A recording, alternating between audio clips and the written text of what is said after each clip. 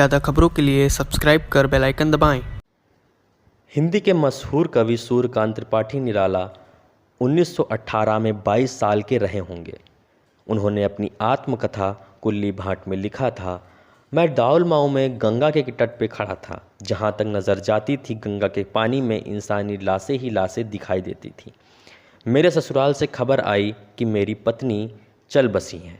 मेरे भाई का सबसे बड़ा बेटा जो 15 साल का था और मेरी 1 साल की बेटी ने भी दम तोड़ दिया था। मेरे परिवार के और भी कई लोगों ने इस बीमारी के चलते दम तोड़ा। पलक झपकते ही मेरा परिवार मेरे सामने ही आंखें बंद कर लिया। मुझे अपने चारों तरफ अंधेरा ही अंधेरा दिखाई देता था। अखबारों से पता चला था कि ये सब एक महामारी के शिकार हुए हैं। इसी बीच महात्मा गांधी को भी स्पेनिश फ्लू ने अपनी जकड़ में लिया। महात्मा गांधी उस समय 48 साल के रहे होंगे। फ्लू के दौरान उन्हें पूरी तरह से आराम करने को कहा गया था। वो सिर्फ तरल पदार्थों का सेवन कर रहे थे। वो पहली बार इतने लंबे दिनों के लिए बीमार हुए थे। जब उनकी बीमारी की खबर फैली तो स्थानीय अखबार ने लिखा था, गांधी जी की ज़िंदगी सिर्फ उनकी नहीं बल्कि पूरे देश की है। ऐसा माना जाता है कि इस महामारी से दुनिया की 1/3 आबादी प्रभावित हुई थी और करीबन 5 से 10 करोड़ लोगों की मौत हुई थी।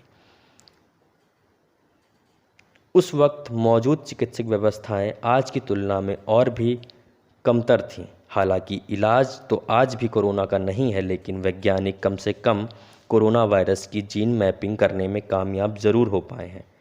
इस आधार पर वैज्ञानिकों ने टीका बनाने का वादा भी किया है। 1918 में जब फ्लू फैला था तब एंटीबायोटिक का भी चलन इतने बड़े पैमाने पर नहीं शुरू हुआ था। इतने सारे मेडिकल उपकरण भी मौजूद नहीं थे जो गंभीर रूप से बीमार लोगों का इलाज कर सकें।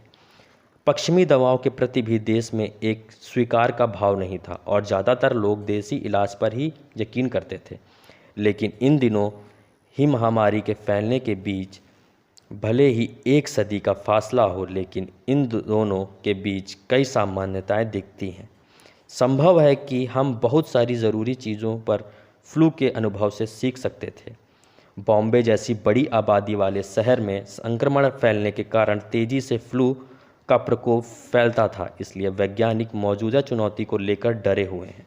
मुंबई की मौजूदा आबादी 2 करोड़ से ज़्यादा है। यह देश की सबसे ज़्यादा आबादी वाला शहर है। यह महाराष्ट्र की राजधानी में सबसे ज़्यादा लोग इसी में रहते हैं। साल 1918 की जुलाई में हर रोज़ करीबन 250 लोग फ्लू की वजह से मर जाते थे। यह जून में हर रोज़ मरने वालों की 3 गुना अधिक संख्या थी।